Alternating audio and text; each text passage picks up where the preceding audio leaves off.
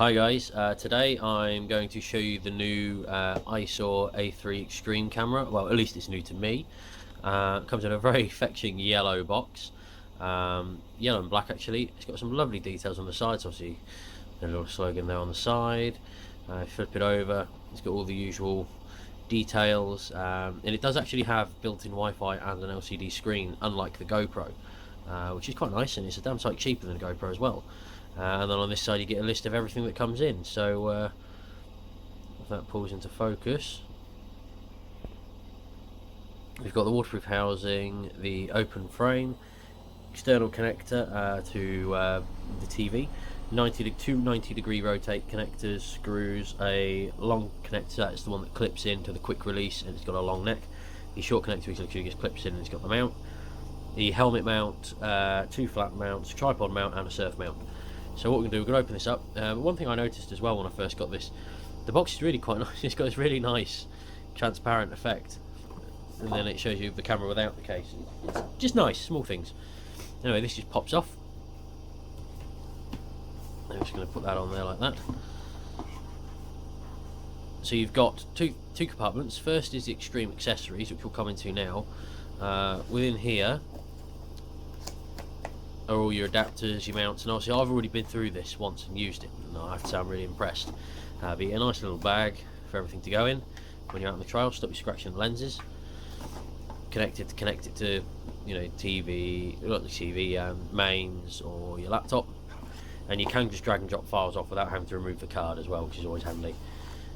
We've got all your varying adapters, which obviously I've just thrown in together as I was using them, carrying my bag as easy as one lump. Although I will say you do not get this mount here, which is the GoPro 3-prong mount to a tripod screw. The reason I did this is when I'm using it on my cable cam mount like this, it means that I can still rotate side on, so it gives me full 360 degree rotation on the cable cam. So you don't get that piece, but you do get this piece here, which is the tripod back to GoPro. And so obviously then you've got your surfboard mount and all your other little bits and pieces. Yeah, so you know, pretty standard stuff as you'd expect. Sorry, I'll just quickly chuck all this back in here.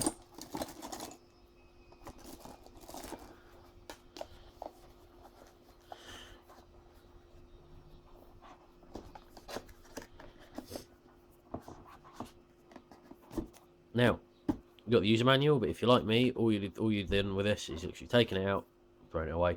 It's probably worth reading. I'm going to read it at some point, because I imagine there's probably a few little neat tricks that I don't know about. Now, you can see straight away, we've got the open frame here, which is just a nice piece of plastic, really simple. You literally slide it in, and it gets kept closed when you actually pin through using one of the Met screws onto one of the mounts.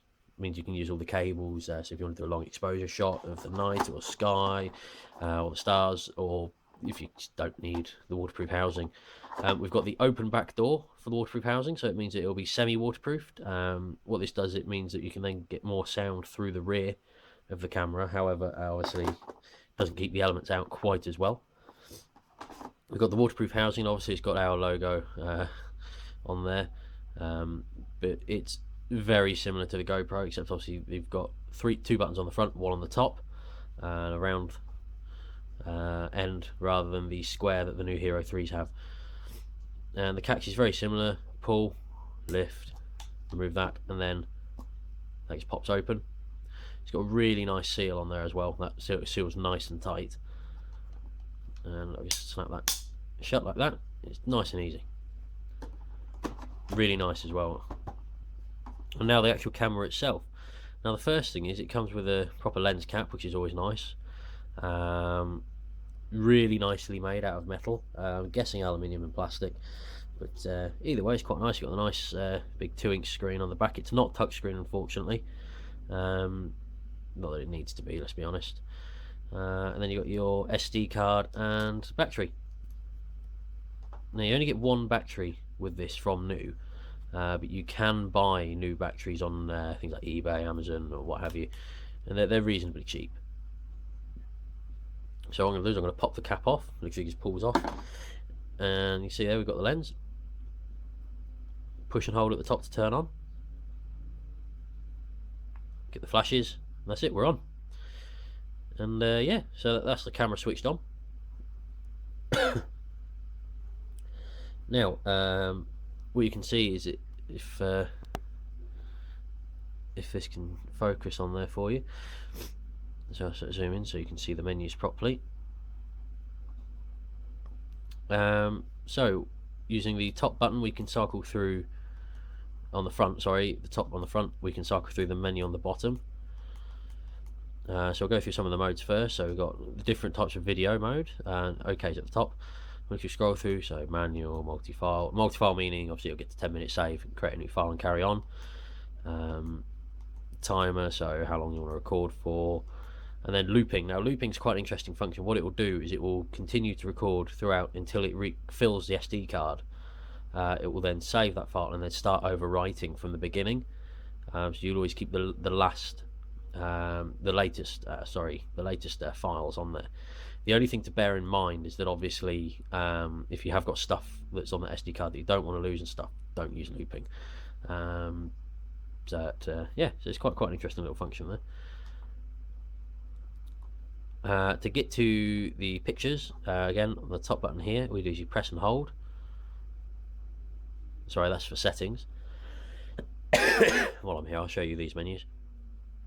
Nice and straightforward. You can scroll through, you can set things like the resolution and whatnot if you really want in here. But mainly the only reason you go into here is for setting the field of view, whether you wanted the exposure metering to be centered, spot or average, aqua mode, and then you got things like microphone volume if you're using an external mic, buzzer, which is incredibly annoying, which is why it's turned off.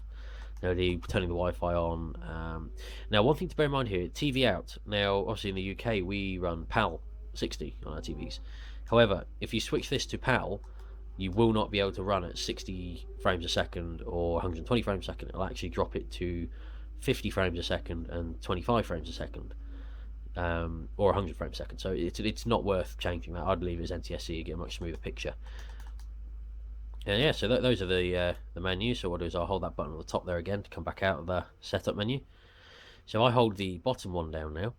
There we are. So you can see it's changed to a camera, and see we've got the usual press top. We can scroll through the quick options at the bottom. We've also got the bottom button. If we press that and then press the top one, we can zoom in digitally with 4x digital zoom, which is always quite handy. So I'm going to press and hold that button again. It's now going to ask if we want to view a file. So I've got a couple of files that I recorded earlier, and it's got a really nice menu when it's skipping through these, and it gives you a nice little preview of what's actually on there. So if I go to file number 3, so this is at 240 frames a second at 480p, and when it gets to the interesting bit, you'll see how good it captures.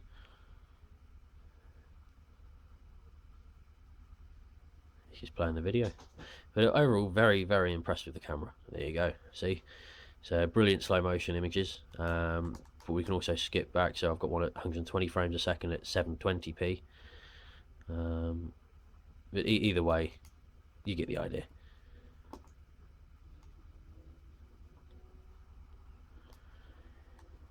So yeah, that's how that works. And yeah, so I'm really chuffed with it. And to turn it off, it's just press and hold at the top again. You get a couple of flashes and it's off.